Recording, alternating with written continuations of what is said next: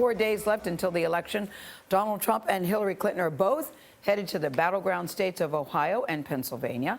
The latest CBS News New York Times poll shows that Hillary Clinton is leading Donald Trump 45 to 42% in a four-way matchup. In that same poll, 82% of registered voters say they feel disgusted about the 2016 election. CBS News contributor Bob Schieffer is in Washington.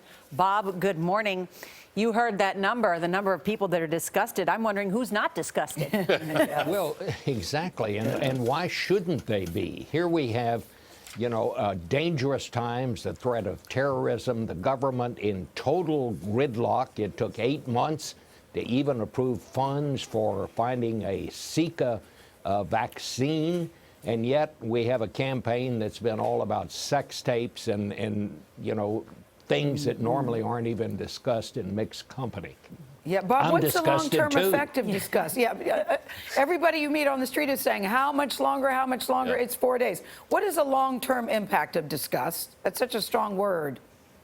I think one of the main things that whoever wins this election is going to have to do is to begin to try to repair the damage that's been done to the system by this campaign itself. I mean, this thing has not helped anybody, and it has made the country more divided than ever. It has made the split between whites and non-whites wider than ever.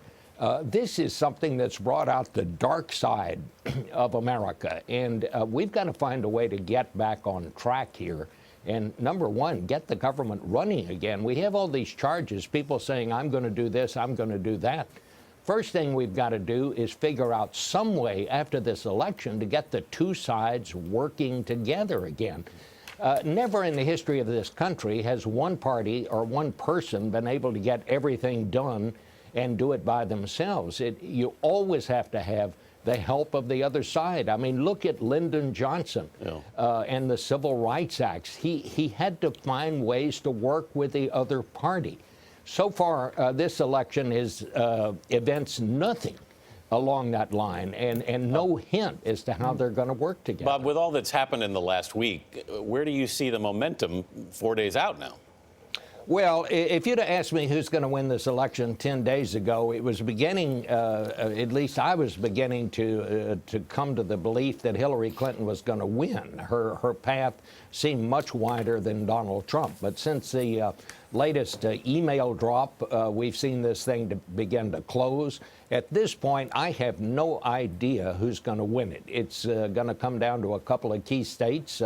Probably North Carolina would be one of the most important right now. But I don't think you can call a winner right now. And what about the early vote, Bob? I mean, this is something historically that has changed. You have more and more people voting early. That tends to favor organization, right?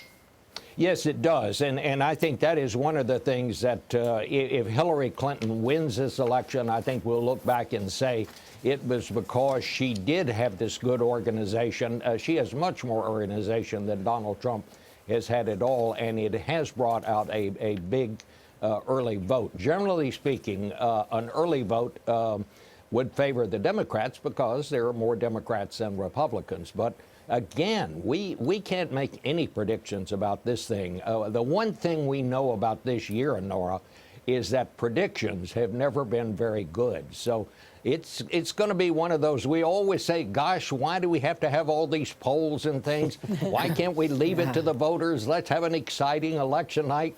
Believe me, we're about to have one. Yeah. All right. 4 days and counting. Thank you very much, Bob Schieffer. Always good to see you. Always good to see you. Thank you. And CBS News will bring you results on election night as they come in. Our coverage begins Tuesday at 7 p.m. Eastern, 6 Central.